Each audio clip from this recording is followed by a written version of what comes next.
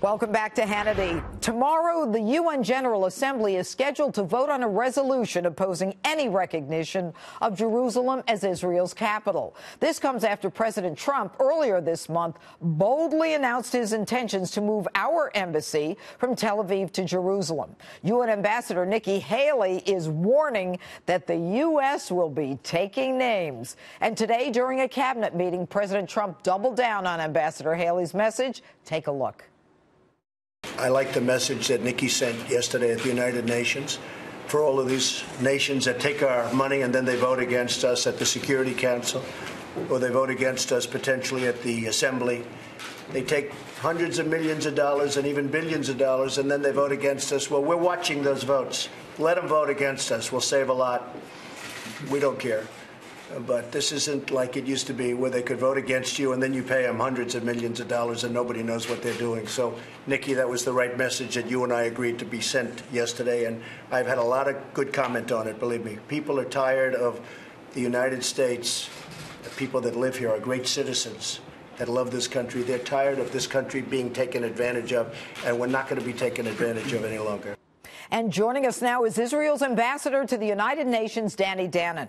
All right, Danny, I love the idea of taking names. I love the idea of, you know, you're not going to do this to us anymore. But is it anyone's business where the United States decides to put its embassy in a foreign country? Good evening, Judge. The UN has no right to tell Israel where the capital of Israel should be. And the UN has no right to tell the U.S. where to put the embassy of the U.S. in Israel. The audacity of the UN must stop. And I think tomorrow we will see another session of bashing, not only of Israel, bashing of the U.S. And no resolution that will pass can change the reality that Jerusalem is, as always will be, the capital of the state of Israel. You cannot change that. You know, so many presidents have promised that they were going to do it.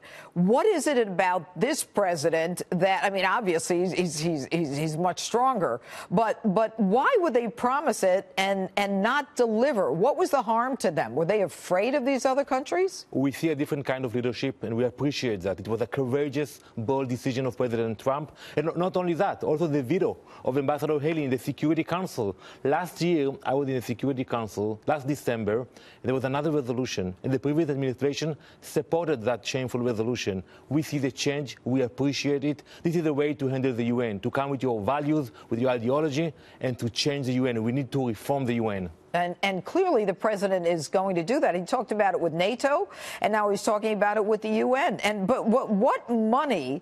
I mean, is there money to individual countries that can be impacted by, you know, the United States saying you don't vote with us, we're not going to give you money anymore? Well, that's for the president and Ambassador Haley to decide about that. But there's a lot of hypocrisy in the UN, and if you give money to those countries, I think you should demand from them. That's what we do when we support countries. I called many ambassadors today, and I told them, we support you. We share technology, cybersecurity, defense. So now we need you tomorrow at the vote. If you do not support us, we will also take notes. Why? I mean, even the United Kingdom, I mean, you know, they're always supposed to be considered an ally. Why do they feel that they should have a say as to where Israel has its capital or the United States puts its embassy? They think that they support the peace process, but it's exactly the opposite. They don't support the peace process. They support the Palestinians' ideology of incitement, of running away from a dialogue. The only way to move forward is to have direct negotiations between the Israeli and the Palestinians. And the president's decision is the right move, because now that Palestinians understand that there is a new leadership, they have to decide whether they're joining the negotiations or we are moving on without them.